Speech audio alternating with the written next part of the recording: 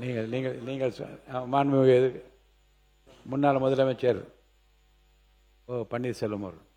மாண்புமிகு பேரவைத் தலைவர் அவர்களே, தமிழகத்தில் பல பகுதிகளில் அதிலும் தென் மாவட்டங்களில்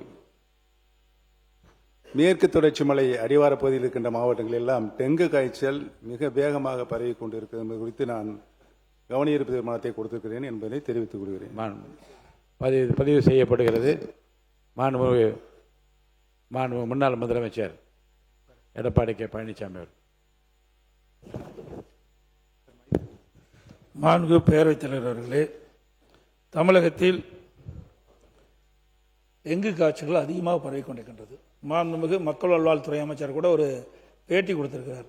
கடந்த காலத்தில் ஆகஸ்ட் வரை 25,000 பேர் பாதிக்கப்பட்டதாகவும் 12 பேர் இருந்ததாகவும், இப்பொழுது இந்த மக்கள் நல்வாழ்வுத்துறை அமைச்சர் பேட்டி கொடுத்திருக்கிறார். பத்திரிகை வந்த செய்தியை சொல்றேன். இந்த ஆண்டு ஆகஸ்ட் வரைக்கும் கிட்டத்தட்ட ஒரு பாதி பேர் குறைக்கப்பட்டிருக்கின்றது. 4 பேர் இதுவரைக்கும் இறந்திருக்கா சொல்லிக்கிறீங்க. பன்றிக் காய்ச்சலில் 1558 பேர் பாதிக்கப்பட்டதாகவும் அதில் சில பேர் இறந்ததாகவும் சொல்லிக்கிறீங்க. ஆகவே டெங்கு காய்ச்சல் பன்றிக் காய்ச்சல் இரண்டும் அதை குறைப்பதற்கு அதை தடுப்பதற்கு அரசு என்ன நடவடிக்கை மேற்கொள்ள என்பது தங்கள் வாயிலாக அறிய விரும்புகிறேன். மக்கள் நல்வாழ்வுத்துறை அமைச்சர் மாண்புமிகு உறுப்பினர் டி ராமச்சந்திரன் அவர்கள். மாண்புமிகு பேரவைத் தலைவர் அவர்களே, தமிழ்நாடு முழுவதும் எல்லா மாவட்டங்களிலும் இன்றைக்கு டெங்கு மலேரியா காய்ச்சல் இருக்கிறது. அதனால் பாதிக்கப்பட்டு பொதுமக்கள் இன்றைக்கு அரசு மருத்துவமனையிலும் தனியார் மருத்துவமனையிலும் சேர்ந்து வருகிறார்கள். இதுவரை 8 பேர் டெங்கில் உயிரிழப்பதாக செய்திகள் வந்து கொண்டிருக்கின்றன. ஆகவே டெங்கு மலேரியா உள்ளிட்ட இந்த நோய்களை கட்டுப்படுத்த நம்முடைய மருத்துவ மற்றும் மக்கள் நல்வாழ்வுத்துறை என்ன நடவடிக்கைகள் மேற்கொண்டுள்ளது என்பதை அரசின் கவனத்துக்கு கொண்டு வருகிறேன்.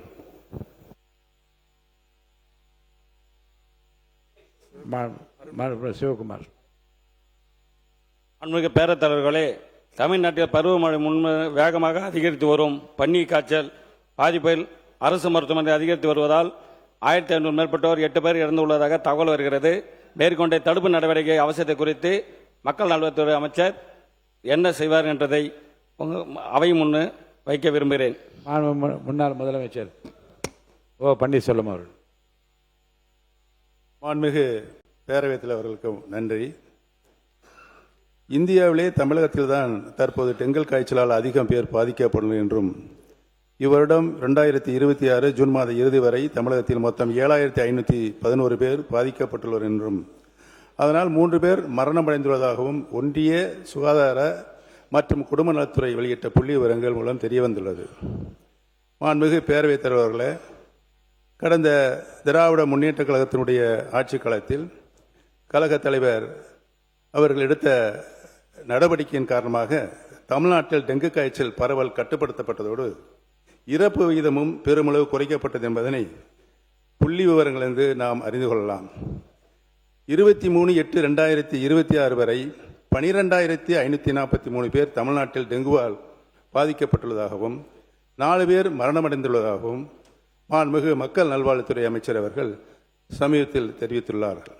எனவே பருவமழை தொடங்கவிருப்பதால் தமிழக அரசு உடனடியாக சிறப்பு மருத்துவ முகாம்கள் அமைத்தல், கேரள எல்லைப் பகுதியில் மருத்துவ முகாம்கள் அமைத்து கண்காணித்தல், டெங்கு காய்ச்சலால் பாதிக்கப்பட்டவர்களுக்கு தேவையான உடனடி மருத்துவ சிகிச்சை அளித்தல், உள்ளாட்சி அமைப்புகள் மூலம் சுகாதார நடவடிக்கைகளை முடிஞ்சு கொசுக்கள் ஒழிப்பு மற்றும் போதிய விழிப்புணர்வு ஏற்படுத்துதல் போன்ற நடவடிக்கைகளை மேற்கொண்டு தமிழ்நாட்டில் டெங்கு காய்ச்சல் பரவலை கட்டுப்படுத்த வேண்டும் என்று மாண்புமிகு மக்கள் நல்வாழ்வுத்துறை அமைச்சர் அவர்களை பேரவைத் தலைவர் மூலமாக கேட்டமைது. மாண்புமிகு பேரவைத் தலைவர் அவர்களே, நேபாள பேரிடர் சம்பந்தமான கவன ஈர்ப்பு தீர்மானத்தில் மாண்புமிகு எடப்பாடி அவர்கள் பேசுகின்ற போது சிதம்பரம் பகுதியைச் சேர்ந்தவர்கள் 11 பேர் என்று சொன்னார். ஆனால் மாண்புமிகு சிதம்பரம் சட்டமன்ற உறுப்பினர் சிதம்பரம் தொகுதியைச் சேர்ந்த 11 பேர் என்று சொன்னார். அதில் என்னுடைய புவனகிரி சட்டமன்ற தொகுதியில் மாறன், சாந்தி, திருபுர சுந்தரி ஆகிய 3 பேர் பாதிக்கப்பட்டிருக்கிறார்கள். மாறனும் சாந்தி தம்பதியினர் நலமுடன் இருக்கிறார்கள். சுண்ணாம்புக்கார வீதியில் வசித்த திருபுர சுந்தரியுடைய நிலைமைதான் இன்னும் தெரியவில்லை என்று சொன்னார் என்பதை அதற்கான நடவடிக்கைகளை எடுக்க வேண்டும் என்று தங்கள் மூலமாக கேட்டுக்கொள்கிறேன்.